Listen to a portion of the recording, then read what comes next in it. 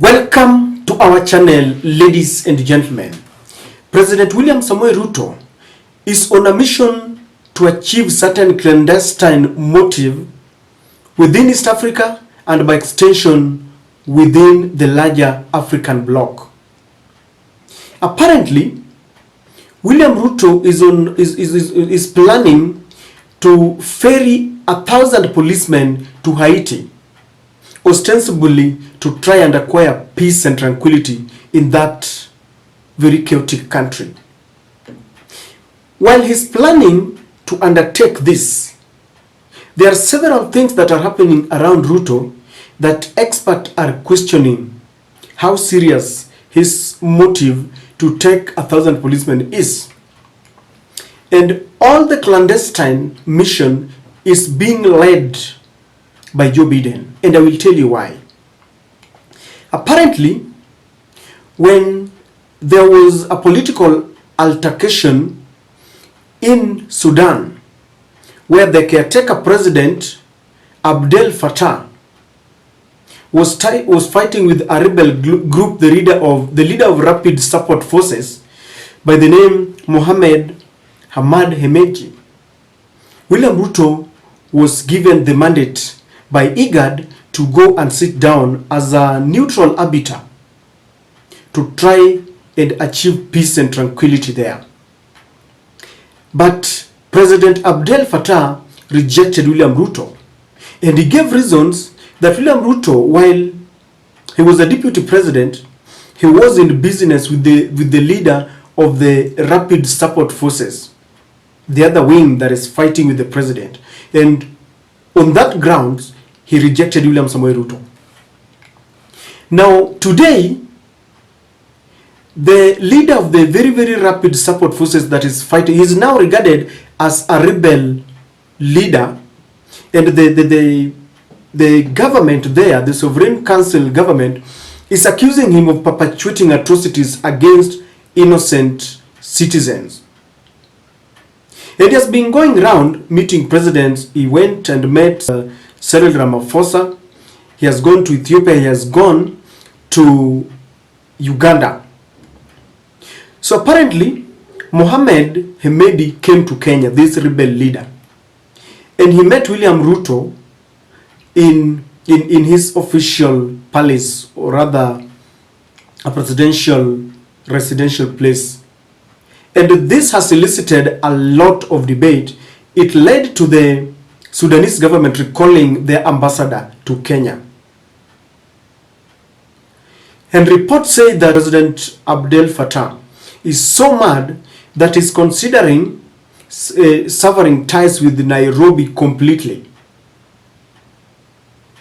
So they rejected William Ruto being the leading peace mission, and they have recalled the ambassador. This is happening only a few weeks after the Congolese government also recalled the ambassador after William Ruto witnessed the formation of the Congo River Party, or rather a rebel party that met together or united together rebel groups in Congo.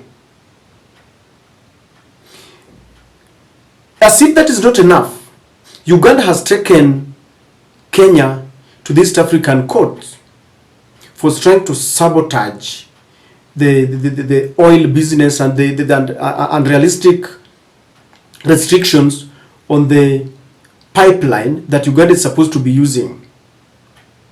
Recently, Murkomen, who is Ruto's best ally and the Minister for Transport, made certain statements and alluding that Rwanda is operating under autocracy, that President Paul Kagame is a dictator.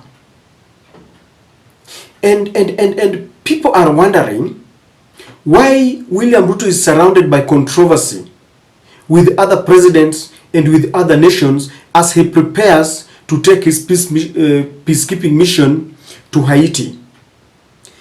Back at home, the president is threatening the judiciary and is telling Kenyans and the judiciary that he will not obey any court orders. And the judiciary warned that the president will plunge the country into anarchy because people will stop obeying laws and they will take matters in their own hands. That is not enough. He recently threatened people that he's got a sword that he was given during the swearing-in ceremony, and that sword is supposed to be used to discipline those who are against his will, his purpose, and his agenda. And with all this happening, people are wondering why Joe Biden still insists that William Ruto, who is surrounded by controversy and altercations, is the one who should lead a peacekeeping mission in Haiti. When this matter came up for the first time, experts, and in fact including the UN Human Rights, aired their sentiments that the manner in which the Kenya police dealt with civilians during demonstrations, the Azimio-led demonstrations, where they meted on them atrocities, they killed citizens, they maimed them, was questionable enough. And the same policemen are supposed to be taken to Haiti. So they were questioning, how realistic is this that a police that had killed its own citizens would be trusted with such a very sacred and heavy mission in Haiti? And with this, ladies and gentlemen, I have painted for you a picture why William Ruto's clandestine motive is being exposed. President Joe Biden came up in public in one of the UN summits and praised William Ruto, standing out among other presidents, and he praised him as a president who is serious about peacekeeping missions. Today, we can safely tell you that America is not happy with unity in East Africa and unity within Africa because of their appetite for natural resources. They know very well that a united Africa will speak with one voice and will negotiate with one voice. And so they are using divide and rule tactics. And who is to lead that divide and rule? None other than William Samoei Ruto. When Uhuru left after doing his 2 terms, Kenya was standing at a very respectable position both in East Africa and East Africa. Economically, we were doing well. Politically, we were doing well. Socially, we were doing well. Today, we are the laughing stock of our neighboring nations because we are sucked up to the American demands. You all know that Uganda has been officially removed from AGOA, African Growth Opportunity Act, that trade deal between Africans and US. Why? Museveni stood on his grounds and said that he was not willing to compromise the rich African culture and allow a foreign culture of LGBTQ, same-sex marriage. And with that, the first reaction was the World Bank and IMF stopped their aid to Uganda. And then what followed, they were removed from AGOA. Recently, I saw Burundi said that members of the same-sex marriage, gay and others, should be stoned. I don't know whether that is a human rights discussion or a societal discussion, because Uhuru Kenyatta had once told of the former president of US, Obama, that this is not a human rights discussion as you put it. It is a societal issue. If Kenyans want to engage in it, they will tell us.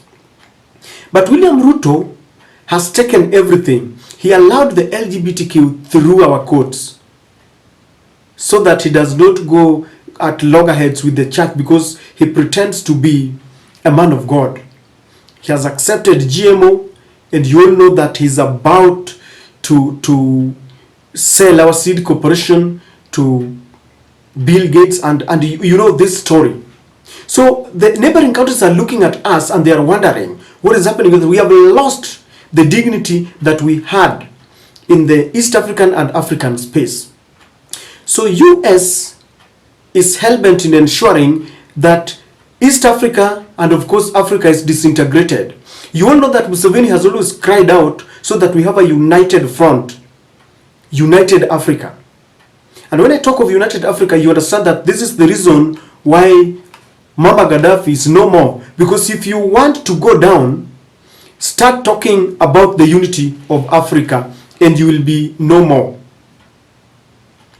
And so America is hell-bent on ensuring that there is no peace. And this is the reason why William Ruto is on several altercations with very many countries. It cannot be that within 1 year that William Ruto has been in power, we clash with the Congo, with the Uganda, Tanzania is mocking us, and Sudan is rejecting us. There is something that these people know. William Ruto's PR stint about the Pan-Africanism has been exposed. You cannot be a Pan-Africanist who is busy dividing nations. When other presidents recall the ambassadors from your country, then there is a problem, because a real and a true Pan-Africanist must be uniting the African countries. There is no way you want to showcase yourself as a person who loves peace, yet you yourself, your relationship with the other countries is very sour. You cannot be a person who is going to Haiti to maintain peace when you are threatening your people. You are threatening the judiciary. You are threatening wananchi with the sword that you are given to protect them and to protect the constitution. And when you see all this happening, yet Joe Biden still insists that William Ruto is the best president that ever happened to Africa, then you know these two have a clandestine motive. This has also exonerated Uhuru Kenyatta. Remember, the way William Ruto is dealing with the immediate former president is very wanting. You cannot lead a country where your former boss is being frustrated. Sometimes goons are going and invading his farm, stealing cattle there, cutting down trees under your watch, because you should condemn. You have the mechanisms and the security apparatus to stop this. When it is happening under your watch and it is being led by the Kenya Kwanza members of parliament, that it means that this frustration has got your blessings.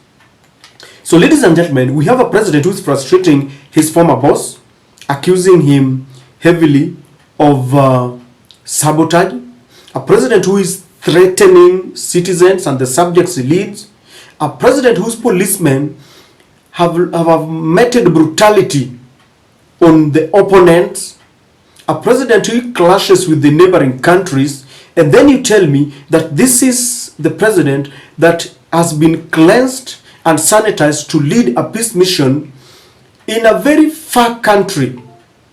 The security within our nation is even wanting. It is something that has been a thorn in the flesh to William Ruto, yet he wants to take 1,000 soldiers, policemen to Haiti. I'm here to paint for you a picture and to humbly submit to you that US has got a very bad motive to divide Africa, and it is William Ruto who is leading this. To introduce GMO, and it is William Ruto who is doing this. LGBTQ and all those, very unpopular culture, the white man culture. It is William Ruto who is leading the pathway, because you all understand that Kenya is the pathway or gateway to the other East African countries. And you can see, and this tells you why William Samoei Ruto was aided to become the president of Kenya. This secret mission must be exposed so that we don't bury our heads in the sand.